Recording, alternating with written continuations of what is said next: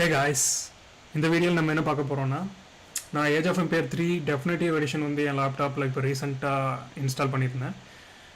Age of எம்பையர்னாலே எல்லாருக்கும் தெரியும், நம்ம 90s kids favourite Microsoft game. Age of empire 1, 2, 3, 4 இப்போ அடுத்தது 5 வரைக்கும் 5 வெர்ஷன் வரைக்கும் ரிலீஸ் ஆக போகுது. 4 வரைக்கும் இப்போ கரண்ட்டாக ரிலீஸ் ஆகிருக்கு.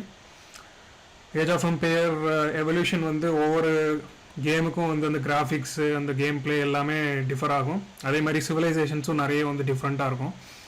அதே மாதிரி நிறைய கஸ்டமைஸ்ட் மாட்ஸ் எல்லாம் இருக்கும் கேமில் வந்து. அதெல்லாம் நம்ம இன்ஸ்டால் பண்ணோம்னா அடிஷ்னல் சிவிலைசேஷன்ஸ், புது புது ஆர்மிஸ் எல்லாமே நமக்கு கிடைக்கும். அதில் வந்து எக்ஸ்ட்ரா பேக் வந்து நம்ம இன்ஸ்டால் பண்ணணும்.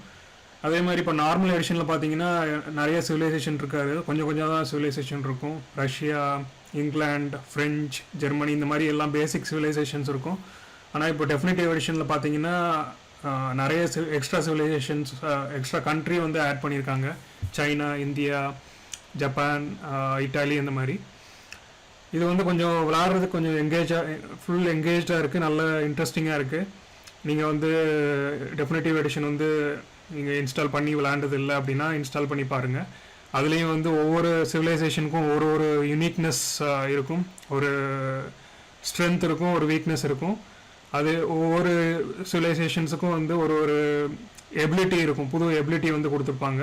இப்போ பார்த்தீங்கன்னா இந்தியா வந்து ரொம்ப பவர்ஃபுல்லான சிவிலைசேஷன் இதில். ஆனால் ரிசோர்ஸ் கன்சிடர் பண்ணும்போது பார்த்தீங்கன்னா ஃப்ரெஞ்சு அந்த மாதிரி யூரோப்பியன் சிவிலைசேஷன்லலாம் வந்து பார்த்தீங்கன்னா ஃபேக்ட்ரிஸ் அதெல்லாம் கொடுப்பாங்க. அதனால் ரிசோர்ஸ் வந்து ரொம்ப அபண்டண்ட்டாக இருக்கும். அதே இது இப்போ இந்த மாதிரி ஏசியன் சிவிலைசேஷன்லலாம் பார்த்தீங்கன்னா நமக்கு ரிசோர்ஸ் ஆட்டோமேட்டிக்காக ஜென்ரேட் ஆகிற ரிசோர்ஸ் ஃபேக்ட்ரிஸ் அதெல்லாம் வந்து கம்மி. நம்ம வந்து ஃபார்ம்லேயும் காயின் மைன்லேயும் தான் நம்ம வந்து ரிசோர்ஸை வந்து எடுக்க முடியும். இல்லைனா நேச்சுரல் ரிசோர்ஸ், இப்போது ஒரு மரம் இருக்குது, அதுலேருந்து வுட் எடுக்கிறதும், இல்லை ஃபுட்டு வந்து அனிமல்ஸ்லேருந்தும் இல்லை செடியிலேருந்தும் எடுக்கிறது, அந்த மாதிரி வந்து நேச்சுரல் ரிசோர்ஸ்லேருந்து தான் நம்ம ஏசியன் சிவிலைசேஷன்ஸ் வந்து எடுக்கிற மாதிரி இருக்கும். இது இல்லைன்னா நீங்கள் வந்து எக்ஸ்போர்ட் பண்ணணும். இப்போது ஒரு கண்ட்ரியோட இது பண்ணி எக்ஸ்போர்ட் டீல் வச்சுக்கிட்டு, சாங்ஷன்ஸ் மாதிரி இல்லை ஏதாவது டீல் வச்சுக்கிட்டு நீங்கள் அவங்களோட ஆர்மிஸ் எல்லாம் அவங்க வந்து உங்கள் எக்ஸ்பீரியன்ஸ் எக்ஸ்சேஞ்சாக வச்சுக்கிட்டு அவங்களோட ஆர்மிஸையும் நீங்கள் யூஸ் பண்ணிக்கலாம். இப்போ இந்தியன் சிவிலைசேஷன் நான் யூஸ் பண்ணுறேன் அப்படின்னா இந்தியன் ஆர்மிஸ் மட்டும்தான் நம்ம யூஸ் பண்ண முடியுங்கிறது இல்லை.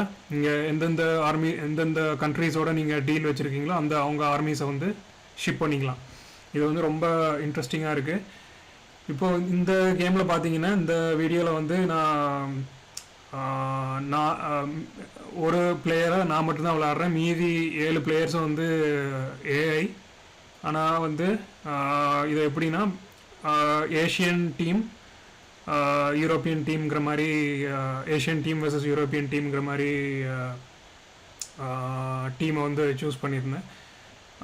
பார்த்தீங்கன்னா எல்லாமே வந்து இந்தியன் சிவிலைசேஷனில் வந்து நிறைய அனிமல்ஸ் நம்ம ட்ரெயின் பண்ணலாம். இப்போ யானை, புலி, சிங்கம் இந்த மாதிரிலாம் நமக்கு ஷிப்மெண்ட்ஸ் எல்லாம் வரும். உங்கள் எக்ஸ்பீரியன்ஸை கெயின் பண்ணி இந்த ஷிப்மெண்ட்ஸ் எல்லாம் நீங்கள் யூஸ் பண்ணிக்கலாம். அதே மாதிரி இப்போது டர்க்கி, சுலைமான்கிற சிவிலைசேஷனோட நம்ம டீல் வச்சுக்கிட்டோம் அப்படின்னா நம்ம வந்து ஹெவி கேனான் அதெல்லாம் நமக்கு கிடைக்கும். அதே மாதிரி இப்போ உங்களுக்கு இந்தியாவில் வந்து ஹெவி கேனான் இல்லை நார்மல் கேனான் கூட நமக்கு கிடையாது. இப்போது செய்ஜ் வெப்பன் அப்படின்னா, செய்ஜ்னால் வந்து ஒரு பில்டிங்கை வந்து இடித்து உடைக்கிறது, அந்த மாதிரி இதனால தான் செய்ஜுங்கிற வெப்பன் நம்ம சொல்லுவோம். அந்த மாதிரி வெப்பன்ஸ் எல்லாம் ரொம்ப கம்மி. ஒரே ஒரு செய்ஜ் எலிஃபண்ட் மட்டும் ஒரு கேவல்ரி மாதிரி நம்ம ட்ரெயின் பண்ணலாம். அதுவுமே வந்து கொஞ்சம் பவர் கம்மி யூரோப்பியன் செய்ஜ் வெப்பன்ஸை கம்பேர் பண்ணும் போது. இப்போ யூரோப்பியன்லலாம் பார்த்தீங்கன்னா இந்த பெரிய பீரங்கி அதெல்லாம் வந்து கேனான்ஸ் அந்த மாதிரிலாம் அவங்க யூஸ் பண்ணுவாங்க. கேனான்ஸு, மோர்டார்ஸ் அந்த மாதிரிலாம் யூஸ் பண்ணுவாங்க. அதெல்லாம் ரொம்ப பவர்ஃபுல்லாக இருக்கும். அதனால வந்து டீல் இப்போது சுலைமானோட டீலில் வந்து பெரிய கேனான்ஸ் அதெல்லாம் வந்து எக்ஸ்சேஞ்ச் பண்ணி அதெல்லாம் வந்து ட்ரெயின் பண்ணியிருந்தேன். பார்த்தீங்கன்னா இதெல்லாம் வந்து கிரேட் பாம்பார்டுன்னு சொல்லுவோம். இது வந்து அதான் டர்க்கியோட யுனிக் ஹெவி கேனானு. இதை அடிச்சுக்கிறதுக்கு வேறு எந்த ஒரு வெப்பமே கிடையாது.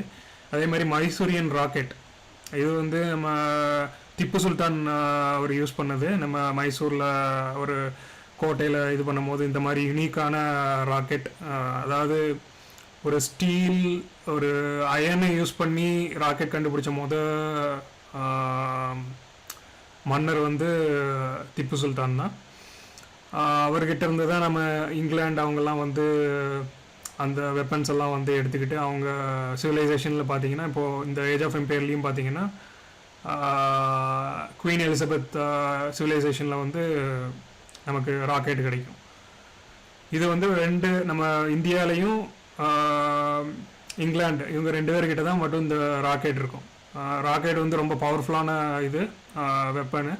இப்போ ஒரு குரூப்பாக ஒரு 10-20 ஆர்மி இருக்காங்க அப்படின்னா அந்த ராக்கெட்டு படுற இடத்துல கொத்தா செத்துருவாங்க எல்லாரும்.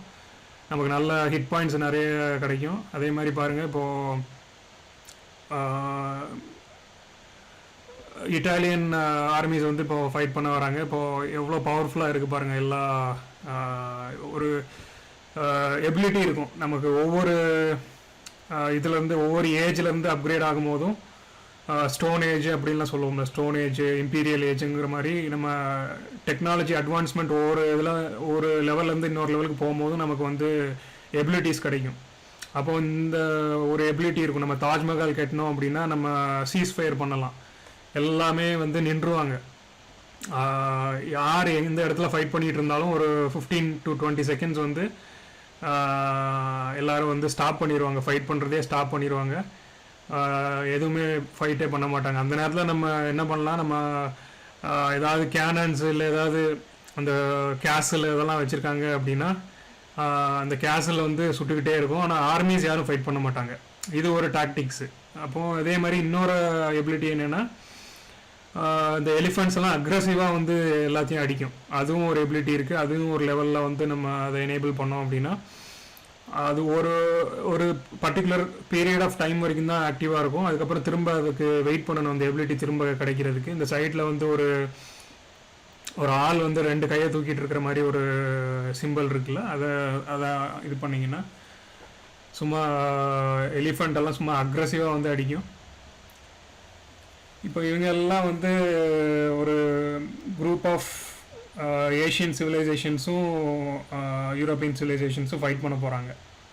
சைனீஸ் சிவிலைசேஷன் எல்லாம் கேனன் இதெல்லாம் வந்து ஃபுல்லாக இந்த மோர்டார்ஸு ஹேண்ட் மோர்டார்ஸ் அதெல்லாம் யூஸ் பண்ணுறாங்க. இப்போ சைனீஸ்லேயும் வந்து பார்த்திங்கன்னா ஃப்ளையிங் க்ரோ அப்படின்னு ஒரு ராக்கெட் வெப்பன் இருக்குது. இப்போ நம்ம மைசூரியன் ராக்கெட், இங்கிலாந்து ராக்கெட் மாதிரி அதுவும் நல்ல ஒரு குரூப்பாக ஒரு ஆர்மி வந்து ஒரு பிளேஸில் இருக்காங்க அப்படின்னா அந்த ராக்கெட் படுற இடத்துல கொத்தா எல்லோரும் செத்து போயிடுவாங்க.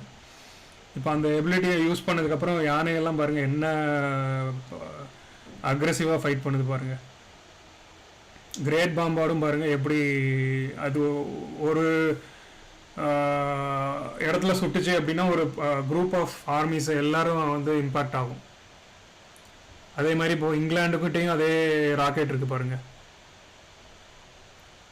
இம்பீரியல் ராக்கெட் இங்கிலாந்துக்கிட்ட இருக்கிறது பாருங்க.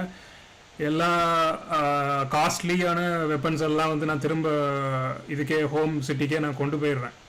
ஏன்னா வந்து காஸ்ட்லி இல்லாமல் ஒரு நார்மலான ஒரு சீப்பான மிலிட்ரிஸு அவங்கெல்லாம் வந்து போனாலும் நமக்கு ரிசோர்ஸ் வந்து கம்மியாகாது. இப்போ இதே நீங்கள் இந்த வெப்பன்ஸ் எல்லாம் நீங்கள் ட்ரெயின் பண்ணணும் அப்படின்னா உங்களுக்கு ரிசோர்ஸ் ரொம்ப செலவாகும்.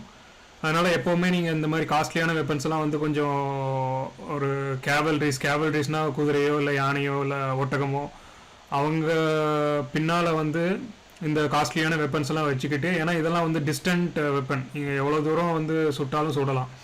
இப்போ ஒரு குரூப் ஆஃப் ஆர்மிஸ் வந்து எல்லாம் அந்த ஃப்ரண்ட்டில் இருக்கிற எல்லா ஆர்மிஸையும் கொண்டுட்டாங்க. அந்த சாதாரண இன்ஃபேண்ட்ரிஸ்னால் மனுஷங்க துப்பாக்கி வச்சு சுடுறதும் கத்தி வச்சு அடிக்கிறதும் கொண்டுட்டாங்க அப்படின்னா நம்ம முன்னெச்சரிக்கையாகவே நம்ம இந்த காஸ்ட்லியான வெப்பன்ஸ் எல்லாம் வந்து திரும்ப சிட்டிக்கு கொண்டு போயிடணும். அதேமாதிரி அவங்க திரும்ப ஃபாலோ பண்ணிட்டே வருவாங்க. இப்போ கூட ஒரு கிரேட் பாம்பார்டை வந்து ஒரு குதிரை ஒரு கேவல்ரி வந்து கொன்றுச்சு. அது மாதிரி முடிஞ்ச அளவுக்கு உங்கள் காஸ்ட்லியான வெப்பன்ஸை திரும்ப சேவ் பண்ணுற வழியை பாருங்கள். இல்லைன்னா வந்து நீங்கள் திரும்ப ரொம்ப ரிசோர்ஸ் கொடுத்து அதை ட்ரெயின் பண்ண வேண்டியிருக்கும். அதே மாதிரி இதுக்கு வந்து இதுவும் பாப்புலேஷனும் வந்து ரொம்ப அதிகமாக தேவைப்படும் இந்த மாதிரி காஸ்ட்லியான வெப்பன்ஸுக்கெலாம் வந்து.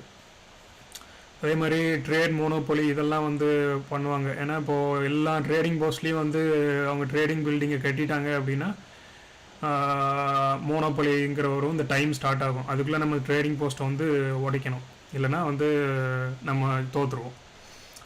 இதை வந்து நீங்கள் இன்ஸ்டால் பண்ணி அந்த டிஃப்ரெண்ட் சிவிலைசேஷன்ஸை வச்சு விளாண்டு பாருங்கள். இப்போ நார்மலான சிவிலைசேஷன் நான் முன்னாலேயே சொன்ன மாதிரி ஒரு 10-15 வருஷத்துக்கு முன்னாலேயே இந்த கேமை நான் ஏஜ் ஆஃப் எம்பையர் 3 வந்து விளாண்டுக்கிட்டு இருந்தேன் என் ஃப்ரெண்ட்ஸோட. அப்போ வந்து இவ்வளோ சிவிலைசேஷன்ஸ்லாம் இருக்குங்கிறது எனக்கு தெரியாது. அதே மாதிரி கொஞ்சம் ஒரு நார்மலான ஒரு டீம் இருக்கும், அந்த டீமோட வந்து விளாடுவேன். அப்போவே ரொம்ப இன்ட்ரெஸ்டிங்காக தான் இருக்கும். இப்போ இந்த புது சிவிலைசேஷன்ஸ்லாம் வரும்போது பார்த்தீங்கன்னா உங்களுக்கு கூட கொஞ்சம் ஒரு டிஃப்ரெண்ட் வெரைட்டிஸ் இருக்கும். அதுதான் உங்களுக்கு ஒரு இன்ட்ரெஸ்டிங்காக இருக்கும். அதே மாதிரி நீங்கள் அந்த வெரைட்டிஸ்னால் இந்த மைசூரியன் ராக்கெட் இதெல்லாம் வந்து பார்த்தீங்கன்னா அந்த old normal age of empire 3 இன்ஸ்டலேஷனில் வந்து இருக்காது. ஆனால் இதில் வந்து நீங்கள் இந்த மாதிரி different siege weapons, different units இதெல்லாம் வந்து ட்ரெயின் பண்ணலாம். அதே மாதிரி டிஃப்ரெண்ட் மேப்ஸு, நிறைய மேப்ஸும் வந்து உங்களுக்கு புதுசாக வந்து ஏஜ் ஆஃப் எம்பையர் 3 டெஃபினட்டிவ் எடிஷனில் இருக்குது. இது உங்களுக்கு முன்னாலேயே தெரிஞ்சது, நீங்கள் ஏற்கனவே விளாண்டுருந்தீங்கன்னா சரி. இப்போது உங்களுக்கு தெரியல அப்படின்னா நீங்கள் இதை இன்ஸ்டால் பண்ணி விளாண்டு பாருங்கள். நல்ல ஸ்ட்ராட்டஜிக் கேமு, நல்ல ப்ரெசன்ஸ் ஆஃப் மைண்ட் எல்லாமே உங்களுக்கு டெவலப் ஆகும். அதே மாதிரி எந்த ஒரு செலவு, எந்த ஒரு இதுவும் இல்லாமல் நாங்கள் டைமை வந்து பொழுது கழிஞ்ச மாதிரியும் ஆச்சு உங்களுக்கு. இதை வந்து காலையில் விளாட ஆரம்பிச்சிங்க அப்படின்னா அது பாட்டு நைட்டு வரைக்கும் போய்கிட்டே இருக்கும். நல்ல ஒரு டைம் ஹீட்டரு. உங்களுக்கு இப்போது ஏதாவது இதை விட்டு வேறு ஏதாவது யூஸ்ஃபுல்லாக இருக்குது அப்படின்னா நீங்கள் அதை பண்ணலாம். இல்லைனாலும் நீங்கள் இந்த எடிஷனை வச்சு விளாண்டு பாருங்கள். நான் ஃப்யூச்சரில் வந்து எல்லா சிவிலைசேஷன்ஸும் வச்சு நிறைய வீடியோ போடுவேன், இது ஏஜ் ஆஃப் எம்பையர் சீரீஸில் வச்சு. இந்த வீடியோ வந்து பொதுவாக எதுக்கு போட்டேன் அப்படின்னா, நான் இந்தியன் சிவிலைசேஷன் வச்சு இப்போ தான் ஃபஸ்ட் டைம் விளாண்டேன். என்னோடய எக்ஸ்பீரியன்ஸும் என்னோடய எந்தூசியாசம் எல்லாம் வந்து நான் உங்ககிட்ட சொல்லணும்னு நினச்சேன். அதனால தான் இந்த வீடியோவை ரெக்கார்ட் பண்ணேன். ஃப்யூச்சரில் வந்து நான் நிறைய இன்னும் வேறு சிவிலைசேஷன்ஸ், வேறு டாக்டிக்ஸ் இதெல்லாம் வந்து வச்சு நாங்கள் ரெக்கார்ட் பண்ணி போடுறேன். நீங்கள் உங்களுக்கு யூஸ்ஃபுல்லாக இருக்கும். தேங்க்ஸ் கைஸ், தேங்க்ஸ் ஃபார் வாட்சிங் திஸ் வீடியோ.